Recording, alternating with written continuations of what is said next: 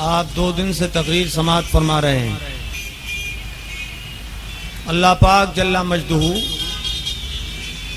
ارشاد فرماتا ہے ما آتاکم الرسول فخذوه وما نهاکم عنه فانتهوا. سبحان اللہ. یعنی رسول جو تمہیں دیں وہ لے لو، وہ لے لو، اور جس سے منع کریں اس سے رک جاؤ.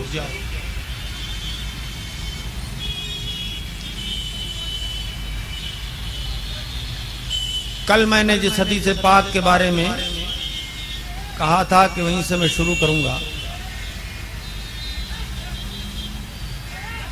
یہ حدیث سیدنا حضرت علی کرم اللہ تعالی وجہ الکریم سے مروی ہے.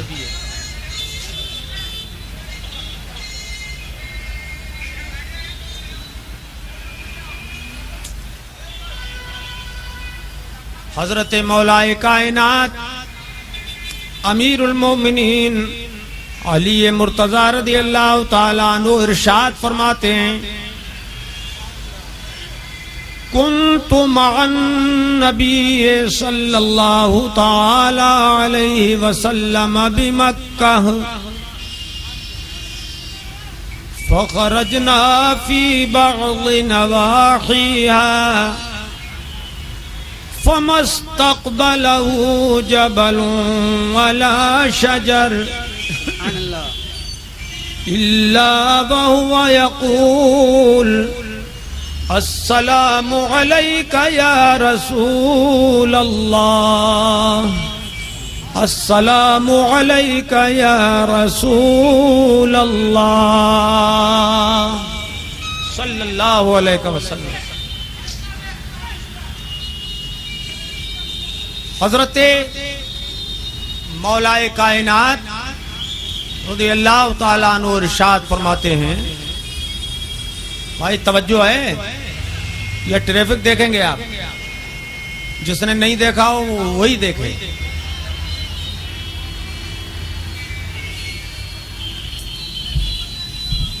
توجہ ہے.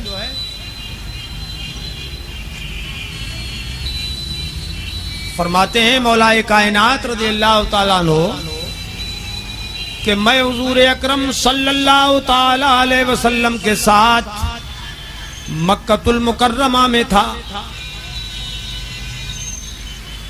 مکہ شریف میں ہم لوگ ساتھ ساتھ تھے کہ ٹہلتے ٹہلتے مکہ شریف سے ہم باہر نکل گئے. حضور کے ساتھ حضرت علی بھی باہر گئے. اطراف مکہ میں تو فرماتے ہیں فَمَسْتَقْبَلَهُ جَبَلٌ وَلَا شَجَرٌ إِلَّا وَهُوَ يَقُولُ.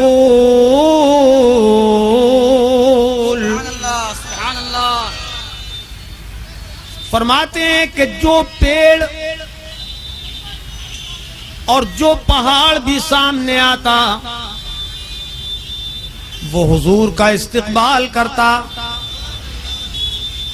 اور وہ پیڑ اور ہر پہاڑ یہ بولتا السلام علیک یا رسول اللہ السلام علیک یا رسول اللہ.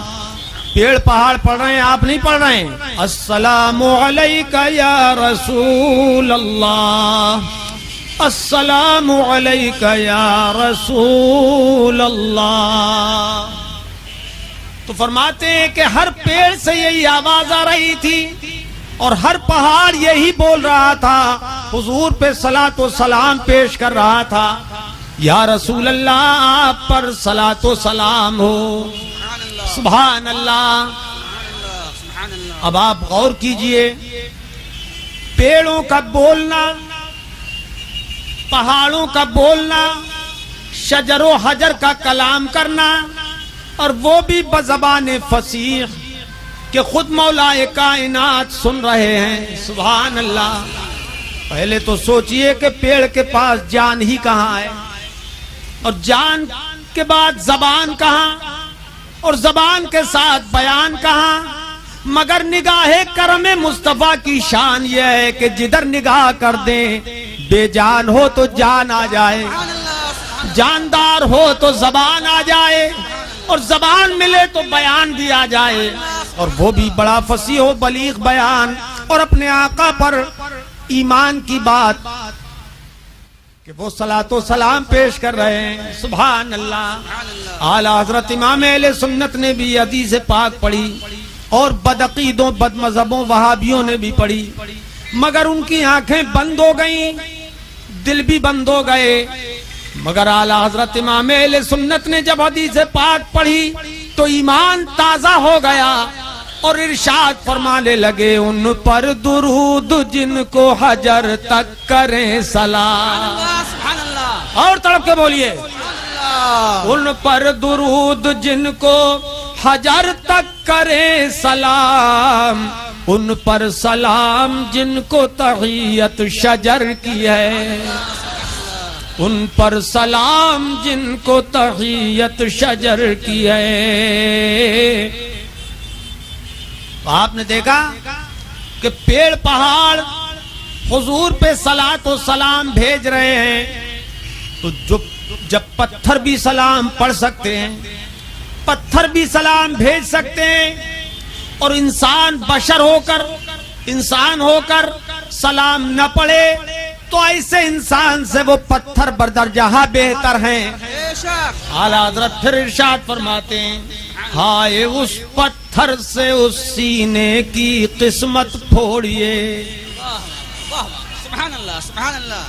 میرے آقا و مولا صلی اللہ علیہ وسلم سخت پتھروں پر قدم رنجا فرما دیتے تو پتھر موم کی طرح پگھل کر حضور کے نشان قدم کو اپنے سینے میں اتار لیتے. سبحان اللہ سبحان اللہ. اور سرکار ریت پر چلتے تو کسی کے پیر دھنستے ہیں، مگر سرکار کے پیروں کے نشان بھی نہیں نظر آتے. سبحان اللہ سبحان اللہ سبحان اللہ.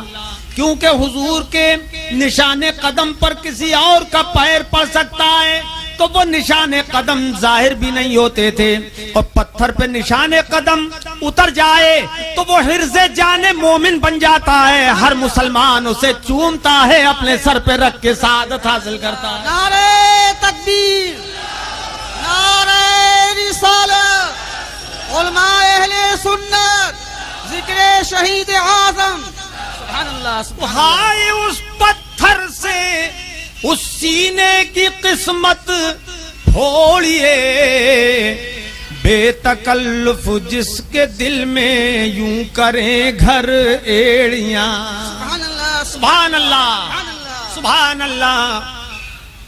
ایک مرتبہ ایسا ہوا کہ آقا و مولا صلی اللہ تعالی علیہ وسلم کے ساتھ جناب صدیق اکبر، جناب فاروق اعظم اور جناب عثمان غنی رضی اللہ تعالی عنہم ہیں، اور سرکار احد پہاڑ پہ تشریف فرمائیں.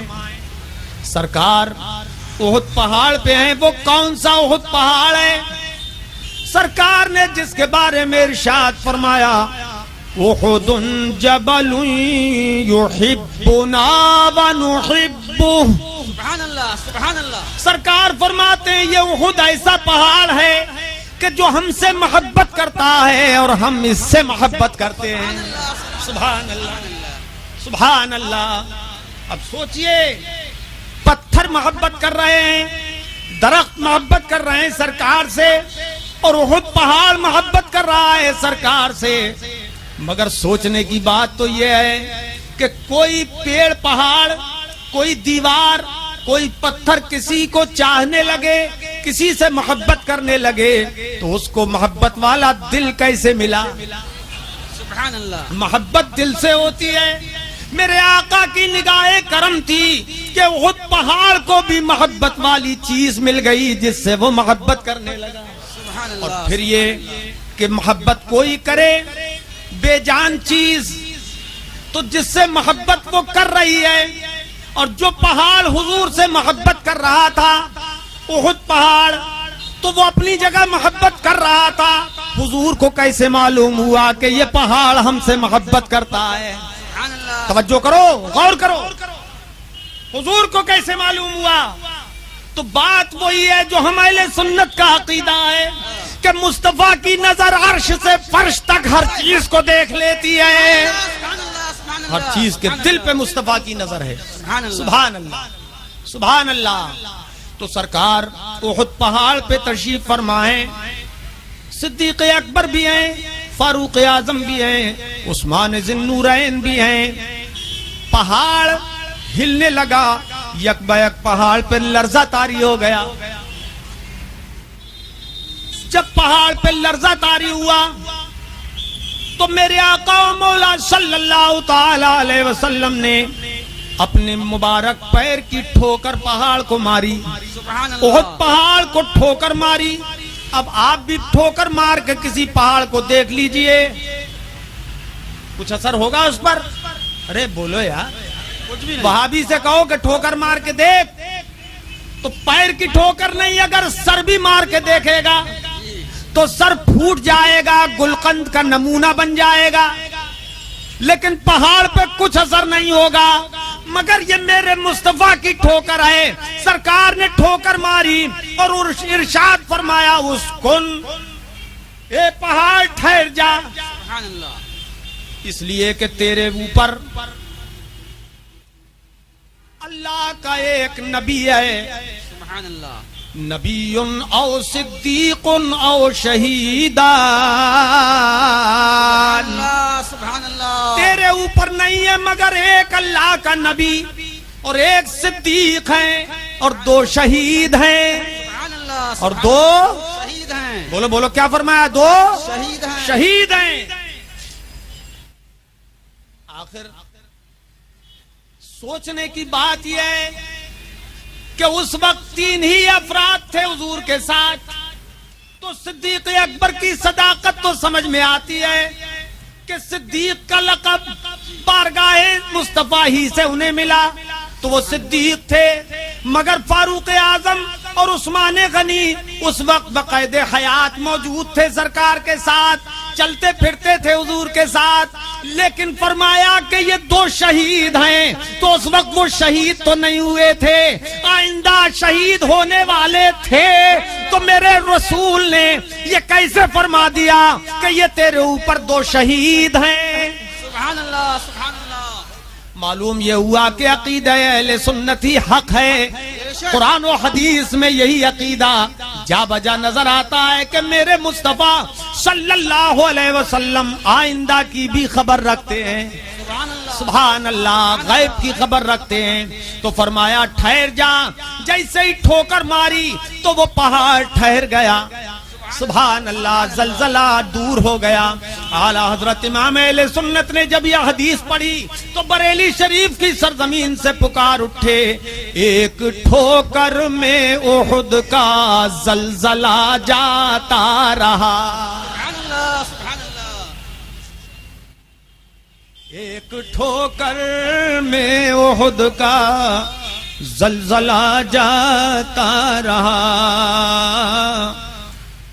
ایک ٹھوکر میں احد کا زلزلہ جاتا رہا. رکھتی ہیں کتنا وقار، رکھتی ہیں کتنا وقار، اللہ اکبر ایڑیاں. رکھتی ہیں کتنا وقار، اللہ اکبر ایڑیاں. سبحان اللہ. تو حضور کو یہ اختیار ہے کہ نہیں؟ بولیے ہے کہ نہیں ہے؟ حضور مالک و مختار ہیں کہ نہیں؟ اب وہاں بھی اپنی مجبوری لیے پھرے کہ رسول مجبور ہیں، تو رسول مجبور نہیں ہے، رسول تو مالک و مختار ہیں. پہاڑ پہ ٹھوکر مار دیں تو پہاڑ ساکن ہو جائے، تو وہی فرماتے ہیں جس حدیث کی وضاحت میں نے کل چند حدیثیں آپ کو سنائی کہ میرے آقا نے فرمایا لو شئتُ لسارت معی جبال الذھب، اگر میں چاہتا تو میرے ساتھ سونے کے پہاڑ چلتے۔ سبحان اللہ۔ تو پہاڑ چلنے میں کیا بات ہے، وہ بات تو مانتے ہی ہیں۔ تو حضرات یہ پہاڑ اپنی جگہ سامت و ساکت ہیں کہ یہ نہ چلتے ہیں نہ اٹھتے بیٹھتے ہیں، اللہ نے جہاں قائم فرما دیا قائم ہیں، اور یہ زمین کو اپنی جگہ روکے ہوئے ہیں کہ قرآن نے ارشاد فرمایا والجبال اوتادا، اللہ نے پہاڑوں کو زمین میں میخوں کی طرح کیلوں کی طرح گاڑ دیا ہے۔ سبحان اللہ سبحان اللہ۔ ایک جگہ فرمایا والجبال ارساہا، اللہ پاک نے پہاڑوں کو زمین میں نصب فرما دیا۔ سبحان اللہ۔ تو اپنی جگہ نصب ہیں، یہ ہلتے نہیں، یہ ادھر ادھر نہیں ہوتے کہ زمین کو اپنی جگہ روکے ہوئے ہیں۔ اور وہ جو سائنسداں کہتے ہیں کہ زمین گھوم رہی ہے، یہ سائنسدانوں کا عقیدہ ہے کہ زمین گھوم رہی ہے، تو حقیقتاً زمین نہیں گھوم رہی ہے، ان کی کھوپڑی گھوم رہی ہے۔ بے شک کہ خالق ارض و سماوات تو زمین و آسمان کو ساکن فرما چکا، جس نے پیدا کیا وہ فرمائے کہ یہ ساکن ہیں، جو چل رہے ہیں وہ چاند سورج ستارے ہیں۔ قرآن فرماتا ہے کل فی فلک یسبحون، یہ سب اپنے اپنے گھیرے میں تیر رہے ہیں۔ سبحان اللہ۔ اعلی حضرت امام اہل سنت نے بے شمار دلیلیں، 105 دلیلیں زمین اور آسمان کے ساکن ہونے پر دیں، اور کئی کتابیں لکھی، ان میں کتاب فوز مبین بھی ہے۔ حضرات تو پہاڑ تو ہل جل سکتے نہیں، چل پھر نہیں سکتے، مگر حضور چاہیں تو پہاڑ چلنے لگے۔ بے شک۔ اور وہ بھی کس شان سے فرمایا جبال الذھب، سونے کے پہاڑ چلیں تو دو ہی صورت ہو سکتی ہے اس کی تعبیر میں۔ ایک تو یہ کہ دنیا میں کہیں سونے کا پہاڑ ہے ہی نہیں، یا ہے؟ ارے بولو یار، ہے کہیں ہے سونے کا پہاڑ؟ اگر سونے کا پہاڑ ہوتا تو امریکہ سب سے پہلے اسی پہ قبضہ کرنا چاہتا، لالچی کتا ہے نا، وہ سب سے پہلے اسی پہ قبضہ کرتا، پیٹرول اور ڈیزل وزل کو نہیں دیکھتا۔ تو جھگڑے ہوتے اسی پر، کوئی پہاڑ سونے کا نہیں۔ تو پھر حضور نے ایک پہاڑ نہیں فرمایا بلکہ اس جبل کی جمع جبال، بہت سے پہاڑ سونے کے چلتے۔ تو یہ کیوں فرمایا سرکار نے جب پہاڑ ہے ہی نہیں سونے کا؟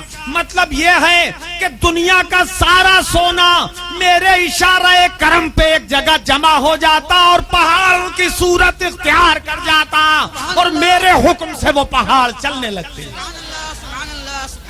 مشیت پر ایک صورت تو یہ ہے، اور ایک صورت یہ ہے کہ یہ پہاڑ جو نظر آ رہے ہیں، حضور فرماتے ہیں کہ یہ سونے کے پہاڑ چلتے، یعنی میرا اشارہ کرم پا کر یہ جو پتھر کے پہاڑ ہیں ایک دم سونے کے بن جاتے، اور سونے کے بن کے میرے ساتھ جہاں میں چاہتا چلتے۔ سبحان اللہ۔ تو فرمایا لو شئت، اگر میں چاہتا، یہ نہیں فرمایا لو شاء اللہ، اگر اللہ چاہے تو، کہ اللہ کے چاہنے سے تو زید کے ساتھ بھی چل سکتے ہیں، بکر کے ساتھ بھی چل سکتے ہیں، خالد کے ساتھ بھی چل سکتے ہیں، اللہ کے چاہنے سے تو سب کے ساتھ چل سکتے ہیں۔ مگر بات یہ حضور اپنا اختیار بتانا چاہتے ہیں کہ میرے رب نے مجھے یہ اختیار دیا ہے کہ اگر میں چاہتا تو میرے ساتھ سونے کے پہاڑ چلتے۔ نعرہ تکبیر، نعرہ رسالت، اختیارات مصطفیٰ، ذکر شہید اعظم۔ سبحان اللہ سبحان اللہ سبحان اللہ۔ سمجھ میں بات آ گئی؟ اب حدیث اچھی طرح سمجھ گئے آپ؟ ارے سمجھے کہ نہیں سمجھے بھائی؟ جو کل نہیں آئے وہ لوگ نہیں سمجھ پائیں گے پوری بات۔ حضرات آئیے میں حدیث کے گلدستے آپ کے سامنے رکھتا ہوں۔ بخاری شریف میں ایک حدیث پاک ہے، سیدنا ابو ہریرہ رضی اللہ تعالیٰ عنہ سے مروی ہے، جن کا تذکرہ کل آپ سن چکے ہیں حدیثوں کی روشنی میں۔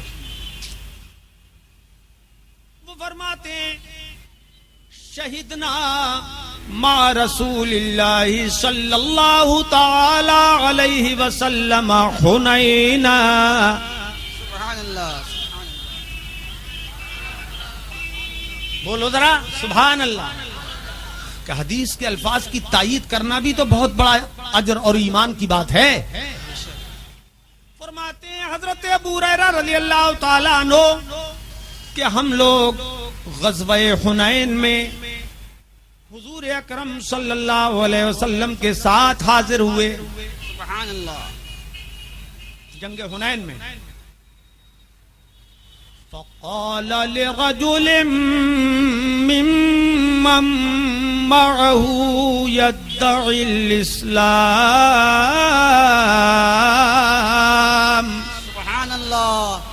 تو آقا و مولا صلی اللہ تعالی علیہ وسلم نے ایک شخص کے بارے میں فرمایا جو حضور کے ساتھ تھا جنگ حنین میں، سرکار کے ساتھ تھا. وہ اس کے بارے میں فرمایا ھذا من اہل النار. سبحان اللہ. ارشاد فرمایا یہ شخص جہنمی ہے. توجہ کرو، کیا فرمایا؟ یہ جہنمی. جہنمی ہے. زبان رسول سے کرنے کے لیے آیا ہے، جہاد کرنے کے لیے آیا ہے، مگر سرکار نے فرمایا یہ جہنمی ہے. فلما حضر القتال قاتل الرجل من اشد القتال.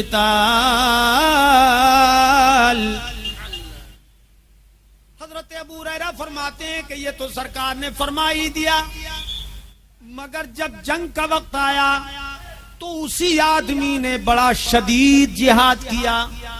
اسی نے، کس نے؟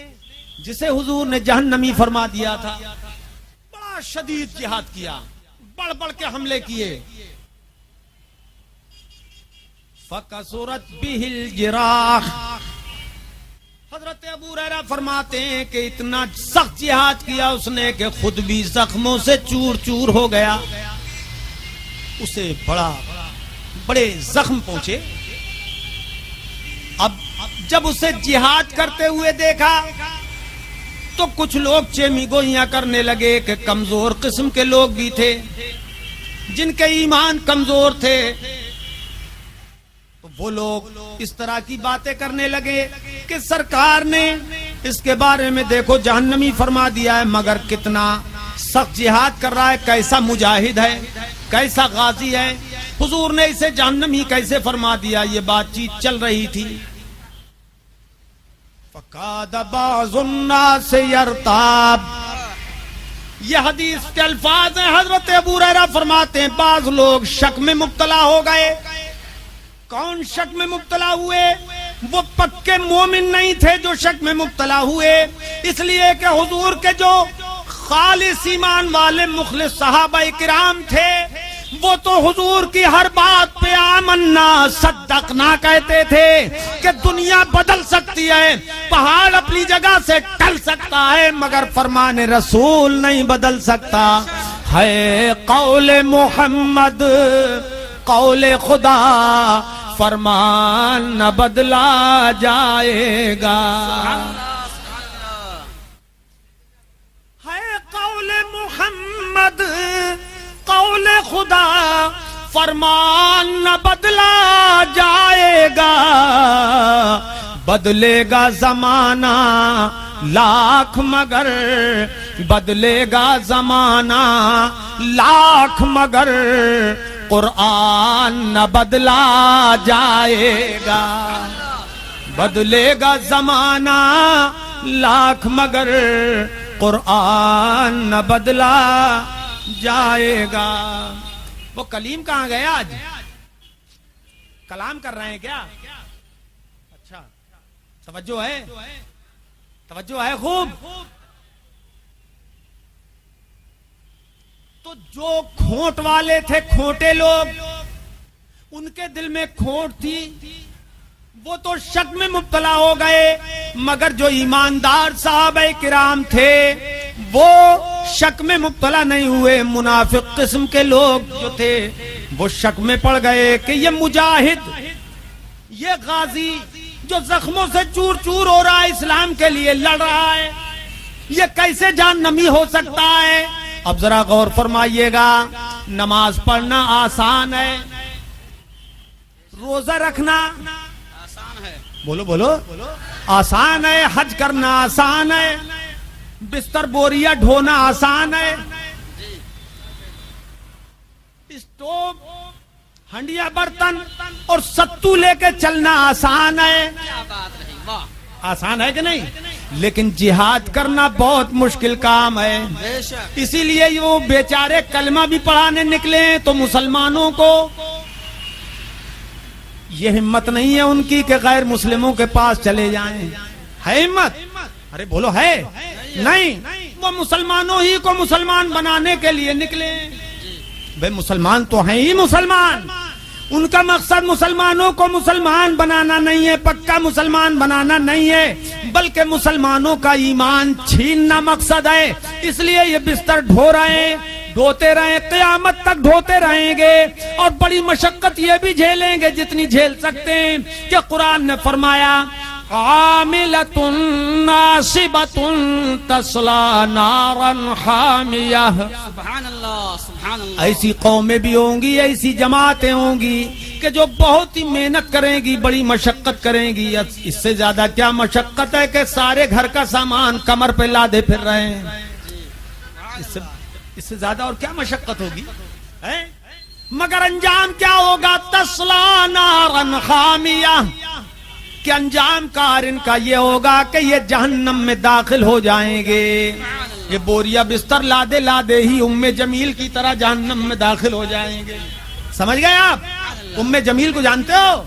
یہ ابو لہب کی بیوی تھی، حضور کی سگی چچی، مگر اتنی بد نصیب کہ حضور کے لیے کانٹے لاتے تھی، جنگل سے کانٹے لاتی تھی اور حضور کے راستے میں بچھاتی تھی۔ اللہ پاک نے سورہ تبت یدا نازل کی ابو لہب اور اس کی بیوی کی برائی کے بیان میں، اور اخیر میں فرمایا فی جیدہا حبل من مسد، یہ ام جمیل ابو لہب کی بیوی جہنم میں جائے گی، مگر کس حال میں کہ اس کی گردن میں مونج کی رسی ہوگی۔ ایسا ہوا کہ لکڑی لا رہی تھی کاٹ کے، گٹھر سر پہ تھا، ایک فرشتہ آیا، اس نے وہ گرا دیا، جب گرایا تو وہ مونج کی رسی سے بندھا ہوا گٹھر تھا، وہی رسی اس کے گلے میں پھنس گئی، ہچکیاں لے لے کے مر گئی، دم گھٹ گیا۔ قرآن نے جو فرمایا تھا وہ ہو کر رہا، سبحان اللہ، وہ ہو کر رہا۔ تو وہ ام جمیل لکڑیوں کا گٹھر لے کے، ایندھن ساتھ میں لے کے جہنم میں گئی، ایسے ہی یہ تبلیغی جماعت بوریے بستر کے ساتھ انشاءاللہ جہنم میں جائے گی۔ سبحان اللہ، سبحان اللہ، سبحان اللہ، یا رسول اللہ، زندہ باد، زندہ باد، اللہ اکبر، یا رسول اللہ۔ لیکن یہ مشقت ہے تو بہت بڑی، در در گھومنا پھرنا، ٹھوکریں کھانا، اور لوگ کہیں کہیں جتے ہوئے کھیتوں میں دوڑاتے بھی ہیں، لیکن ایک مرتبہ کہیں دوڑا دیا تو دوبارہ اس گاؤں میں نہیں گھستے ہیں، یہ پر نام کٹ جاتا ہے، وہاں مت جانا، ایک ہی مرتبہ میں علاج کافی ہو جاتا ہے اگر کریں تو۔ لیکن پھر بھی مشقت ہے، مگر اتنی نہیں جتنی جہاد کی مشقت ہوتی ہے۔ جہاد میں آدمی تلوار چلاتا ہے، بھوکا پیاسا رہتا ہے، زخم کھاتا ہے اور دوسروں کو فنار کرتا ہے اور خود بھی شہید ہو جاتا ہے۔ دیکھو وہ آدمی جس کے بارے میں سرکار نے فرمایا کہ یہ جہنمی ہے، وہ تلوار چلا رہا تھا، وہ جہاد کر رہا تھا، مگر حضور نے فرمایا یہ جہنمی ہے۔ تو جن لوگوں کے دلوں میں کھوٹ تھی وہ شک میں پڑ گئے، اور ایمان والے اپنی جگہ مطمئن تھے کہ حضور نے جو فرمایا ہے وہ اپنی جگہ ہو کر رہے گا۔ صحابہ کرام جانتے تھے کہ سرکار نے جو فرمایا وہی ہونا ہے، کہ حضور مالک جنت بھی ہیں، مالک جہنم بھی ہیں۔ سبحان اللہ، سبحان اللہ، بے شک۔ تو زخموں سے وہ چور چور ہو گیا، اس کے بعد کا واقعہ سنیے، یہ بخاری شریف میں حدیث ہے۔ حضرت ابو ہریرہ رضی اللہ تعالیٰ عنہ ارشاد فرماتے ہیں یہی معاملہ تھا اذ وجد الرجل علم الجراح،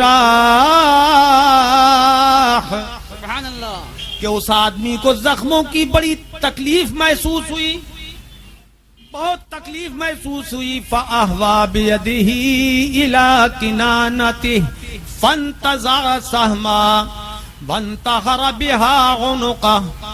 حضرت ابو ہریرہ فرماتے ہیں کہ وہ زخموں کی ٹیس اور درد کو برداشت نہ کر سکا تو اس نے ہاتھ بڑھایا ترکش کی طرف اور اپنے ہی ترکش سے ایک تیر نکالا، اور تیر نکال کے اس نے اپنے ہی گلے کو کاٹ لیا، خودکشی کر کے مر گیا۔ اور جیسے ہی خودکشی کر کے وہ مرا، فاشتد رجال من المسلمین الى رسول اللہ صلی اللہ تعالی علیہ وسلم، اور بولو تڑپ کے، سبحان اللہ، سبحان اللہ۔ جیسے ہی اس نے خودکشی کی تو مسلمانوں کا ایک گروہ حضور کی طرف حاضر ہوا، پہنچا حضور کے پاس، حضور کی طرف گیا اور شدید طریقے سے مسلمانوں کا ہجوم حضور کے پاس ہو گیا۔ اور جانے کے بعد انہوں نے کہا، جو ایمان والے تھے وہ کہنے لگے، وقالوا یا رسول اللہ لقد صدق اللہ حدیثک۔ سبحان اللہ، سبحان اللہ، سبحان مسلمانوں کا وہ گروہ، ایمان والوں کا گروہ جب حضور کے پاس حاضر ہوا تو کہنے لگا، سرکار یقیناً اللہ پاک نے آپ کی بات کو پورا فرما دیا۔ اللہ، سبحان اللہ، سبحان اللہ۔ قد انتحر فلان وقتل نفسہ، کہ فلاں آدمی نے خودکشی کر لی اور وہ مر گیا، اپنے آپ کو اس نے قتل کر لیا۔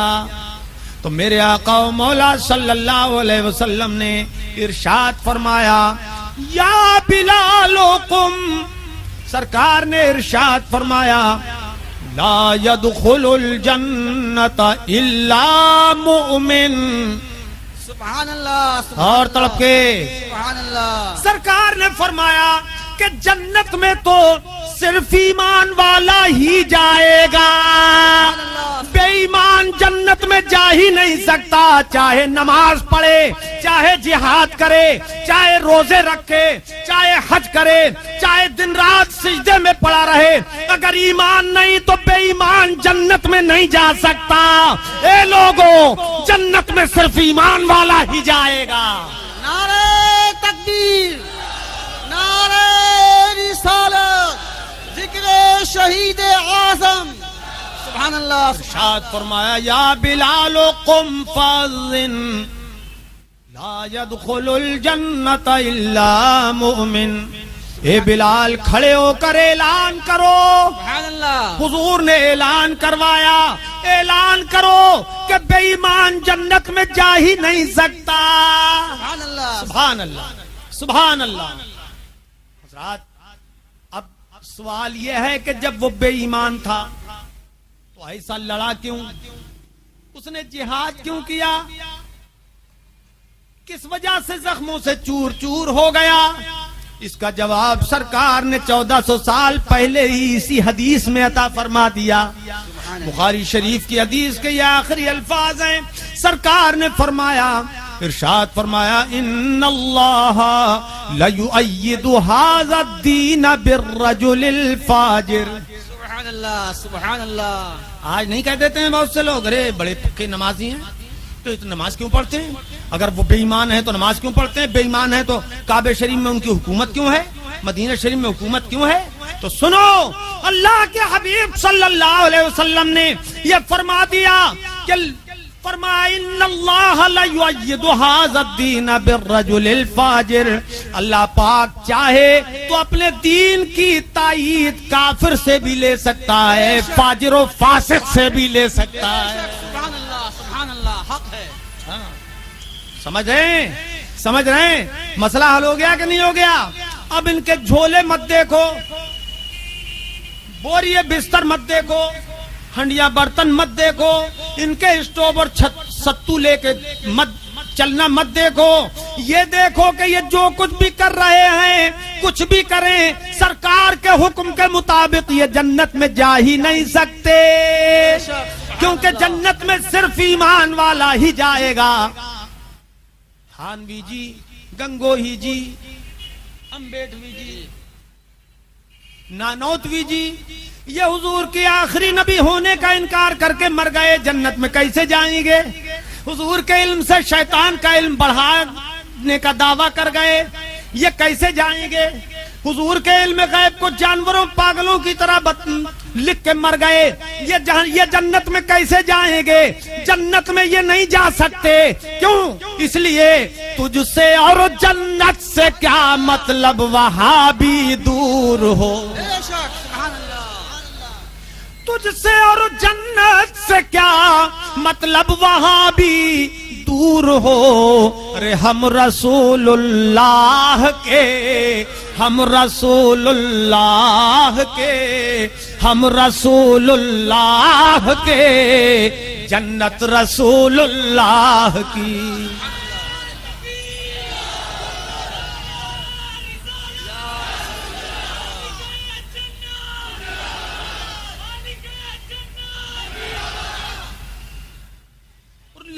रब्बिल अर्श जिसको जो मिला उनसे मिला, ला रब्बिल अर्श जिसको जो मिला उनसे मिला, और बंटती है कौनैन में, बंटती है कौनैन में नेमत रसूलुल्लाह की।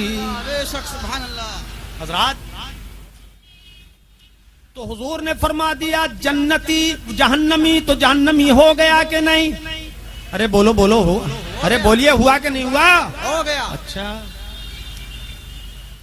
एक मुख्तसर सी हदीस और सुनाऊं, मगर चलिए अब टाइम नहीं रहेगा, वो हदीस फिर कभी सुनाऊंगा। यहां हुजूर ने जहन्नमी फरमा दिया तो जहन्नमी होकर रहा। बोलिए होकर हो गया कि नहीं हो गया? अब आइए जरा ये देखें कि सरकार ने किसी को जन्नती फरमा दिया तो वो जन्नती हो गया, वो जन्नती हो गया। एक मर्तबा सरवरे कौनैन सल्लल्लाहु अलैहि वसल्लम ने अपना खून मुबारक एक सहाबी को अता फरमा दिया और इरशाद फरमाया इसको किसी मुनासिब जगह दफन कर दो। सहाबी रसूल खूने मुबारक सरकार का लेकर मुनासिब जगह तलाश करने लगे, लेकिन कोई जगह समझ में नहीं आती। सोचते अगर यहां दफन करूं तो किसी का पैर पड़ सकता है, वहां दफन करूं किसी से बेहुरमती हो सकती है, खूने मुबारक की बेहुरमती हो जाए, ये सहाबी के दिल को गवारा नहीं। नबी की तौहीन सहाबी गवारा नहीं करता, वहाबी गवारा करता है। तो वो जगह तलाश करते रहे मगर न मिल सकी। दिल से आवाज आई परेशान क्यों होते हो? सबसे बेहतर हिफाजत के लिए तुम्हारा खुद अपना पेट है। सरकार का खूने मुबारक है, पेट में उतार लो। ये सोच के उन्होंने पी लिया। अब जब पी लिया हुजूर की बारगाह में हाजिर हुए, पूछ लिया सरकार ने कि बोलो दफन कराए। हजरात तवज्जो चाहूंगा इस नुक्ते की तरफ कि हुजूर को पूछने की क्या हाजत थी। हुजूर तो जानते ही थे कि मेरा हर सहाबी मेरे हुक्म की तामील करता ही है। सुभान अल्लाह। मगर क्या बात थी मिजाजे पाक में कि पूछ लिया कि दफन कराए। अब सहाबी हुजूर से अर्ज करने लगे सरकार मैं गलत तो बोल ही नहीं सकता, झूठ कह नहीं सकता, हुजूर मैंने उसे पी लिया है, कोई मुनासिब जगह मुझे न मिल सकी, मैं उसे पी गया। इश्क देखिए, मोहब्बत देखिए सरकार से कि सहाबी खूने रसूल को पी रहा है हिफाजत की खातिर। اب میرے آقا و مولا صلی اللہ علیہ وسلم ناراض نہیں ہوئے، اپنے دربار سے ان کو نکالا نہیں، حالانکہ قرآن نے ارشاد فرمایا حرمت علیکم المیتۃ والدم ولحم الخنزیر، سبحان اللہ سبحان اللہ. کہ تمہارے اوپر مردار حرام کر دیا گیا، خون حرام کر دیا گیا اور خنزیر کا گوشت حرام کر دیا گیا. تو خون حرام ہے، کوئی بھی خون کو پی نہیں سکتا، جائز ہی نہیں ہے، خون کا پینا حرام ہے. مگر دیکھیے حضور ناراض نہیں ہوئے، صحابی کو دربار سے نہیں نکالا. پھر صحابی نے پیا کیوں؟ صحابی کا عقیدہ بھی سمجھ لیجئے. صحابی جانتے تھے کہ خون کا پینا حرام ہے، مگر پیا کیوں؟ کہ وہ یہ بھی جانتے تھے کہ خون کا پینا یقیناً حرام ہے، مگر نور کا پینا حرام نہیں ہے. نعرہ خون رسول نہیں ہے. نعرہ رسالت، نعرہ رسالت، علماء اہل سنت، اختیارات مصطفیٰ، فیضان مصطفیٰ، مسلک اعلی حضرت. سبحان اللہ سبحان خون رسول نہیں پیا ہے، نور رسول پیا ہے کہ سر سے پیر تک مصطفیٰ کا ایک ایک حصہ نور ہے. اعلی حضرت یوں ہی تو پکار اٹھے، تو ہے سایہ نور کا، ہر عضو ٹکڑا نور کا. سبحان اللہ سبحان تو ہے سایہ نور کا، ہر عضو ٹکڑا نور کا، اور سائے کا سایہ نہ ہوتا ہے نہ سایہ نور کا. بے شک سبحان اللہ. اب میرے سرکار ناراض نہیں ہوئے، مجلس پاک سے باہر نہیں کیا، بلکہ کرم دیکھیے ارشاد فرما دیا میرے سرکار نے من اراد ان ينظر الى رجل من اهل الجنہ فلینظر الى هذا. اور ذرا تڑپ کے بولو سبحان اللہ. اے لوگوں، جو آدمی جو شخص کسی چلتے پھرتے جنتی کو دیکھنا چاہے اسے کہیں اور جانے کی ضرورت نہیں ہے، وہ میرے صحابی کو دیکھ لے جس نے میرا خون اپنے پیٹ میں اتار لیا ہے. سبحان اللہ سبحان اللہ. دیکھو حضور، جسے جنتی کہہ دیں وہ جنتی، اور جسے جہنمی فرما دے وہ جہنمی. مصطفیٰ کی جنت پر بھی حکومت ہے اور جہنم پر بھی حکومت ہے. تو انشاءاللہ ہم لوگ جنت میں ضرور جائیں گے کہ ایمان والے ہیں. انشاءاللہ بولو، انشاءاللہ جنت میں ضرور جائیں گے کہ ہم ایمان والے ہیں، ہم بے ایمان نہیں ہیں، ہم اللہ تک پہنچے ہیں تو رسول اللہ کے ذریعے پہنچے ہیں. اعلی حضرت پھر پکار اٹھے، اپنے رب سے کہنے لگے ہم ہیں ان کے، وہ ہیں تیرے، تو ہوئے ہم تیرے. سبحان اللہ سبحان اللہ. جو جنت میں جانا چاہے وہی بولے، اور نہ جانا چاہے تو بولنے کی کوئی ضرورت نہیں ہے. ہاں، اور ذرا تڑپ کے ہم ہیں ان کے، ہم ہیں ان کے، وہ ہیں تیرے، تو ہوئے ہم تیرے. اس سے بڑھ کر تیری سمت اور وسیلہ کیا ہے؟ اس سے بڑھ کر تیری سمت اور وسیلہ کیا ہے؟ ایک شعر اور سنو، ان سے کہوں گا منافق تو کدھر جائے گا بتلا روز محشر میں. واہ کیا بات ہے. وہ کہتے ہیں اپنی بیٹی کو نہیں بچا سکے تو ہمیں کیا بچائیں گے. یہ وہابی کی بولی ہے، تقویۃ الایمان میں لکھی ہے یہ بولی کہ رسول اپنی بیٹی کو نہیں بچا سکے. یاد آئی تو میں انشاءاللہ اس چیز کا بھی جنازہ نکالوں گا ایک دن انشاءاللہ. اپنی بیٹی کو نہیں بچا سکے تو ہمیں کیا بچائیں گے؟ بلا شبہ تمہیں نہیں بچائیں گے. بولی تو دیکھو ہمیں کیا بچائیں گے، تو انہوں نے اپنا فیصلہ کر لیا کہ ہمیں کیا بچائیں گے، غدار کو مصطفیٰ کبھی نہیں بچائیں گے، وہ بچائیں گے تو ہم وفاداروں کو بچائیں گے۔ تو منافق تو کدھر جائے گا بتلا روز محشر میں، وہابی تو کدھر جائے گا بتلا روز محشر میں، خدا ہوگا ادھر، خدا ہوگا ادھر جس سمت محبوب خدا ہوگا۔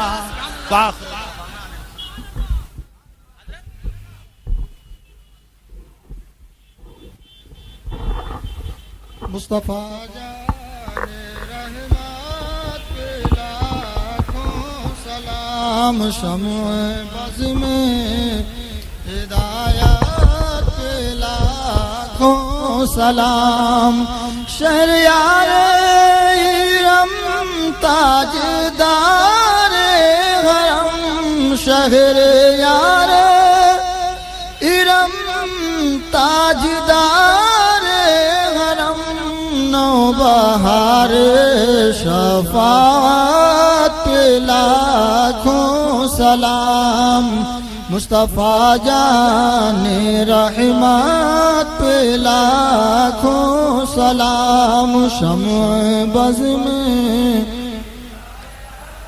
پہ لاکھوں سلام، پڑ گئی جس پہ محشر میں بخشا گیا، اور دیکھا جس سمت ابر کرم چھا گیا، رخ جدھر ہو گیا زندگی پا گیا، جس طرف اٹھ گئی دم دم آ گیا، اس نگاہ عنایت پہ لاکھوں سلام، مصطفیٰ جان رحمت پہ لاکھوں سلام، شمع بز میں ہدایت پہ لاکھوں، ڈال دی